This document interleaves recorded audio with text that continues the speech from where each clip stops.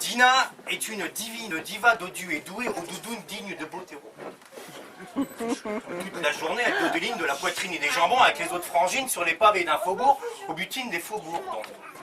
Elle a vite compris que dans ce monde filiforme, lorsqu'on frise la tonne, il vaut mieux faire envie et faire fi de l'énorme. Car Dina est un fantasme lacté, une insulte à la pesanteur, qui réveille des envies de tâter du téton et de téter chez les mâles branleurs béanés, de pouvoir goûter du bas jusqu'au bout cette belle vache au pied de baleine. C'est la mamelon qui vient servir à boire aux Romus et Romulus qui lapent cette louve. C'est une idole de chair, une déesse de Grèce antique, mais pas en toque. Une Vénus de Milo, mi-kilo. C'est la mère nourricière pour des michetons de misère qui paient pour le plaisir de palper l'ivoire de ses seins de paradis, car nulle part il n'en trouve d'aussi joli, d'aussi accueillant, d'aussi alléchant, d'aussi le cher qu'on ne touche qu'en payant. Elle les sort les pécores de leurs fantasmes, elle s'enrichit de leur orgasme. Dina a acheté au prix de gros une grosse auto qu'elle a garée dans les bois de Fontainebleau. Elle appâte le chaland comme une sirène de la rue, elle pêche le merlan et le gratte avec son cul. C'est la plus gironde des hôtesses qui accueille dans son hôtel sans néant tous les julots à la ronde. Ils dépensent pour ses fesses toute leur sueur et leur pognon. Ils étreignent à pleines mains cette peau ferme de bonbons. Ils saignent dans les bras d'une putain les plaisirs qu'ils n'ont plus à la maison.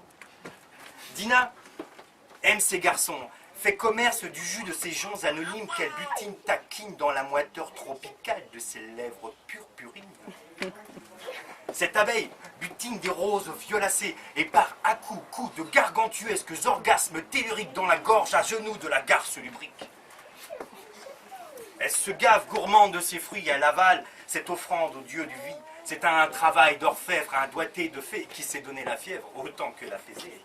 Dina est générale d'une armée chauve, garde à vous, dont les soldats mauves turgescents préfèrent l'amour à la guerre déclarée. Dina est la semeuse de nos anciennes pièces de monnaie, sainte dispendieuse de ses fesses et de leurs bienfaits. Ouvrière à la gorge profonde, aimant le travail bien léché, c'est une aristocrate dans le monde de l'essorage des glandes gonflées. Mais Dina, à l'amour, doit payer le prix. Le libertaire, ni Dio, ni Zos, a vécu. Sous son sein, son sang de sainte fut souillé, et ses miches d'airain pétrins 1000 fois pétris furent souillés par des germes empoisonnés. À l'heure où sonne le glas du virus impie, le plaisir aussi Damoclès punit. Maintenant, Dina tapine sur le boulevard des allongés, plus aucune fleur ne vient désormais l'honorer.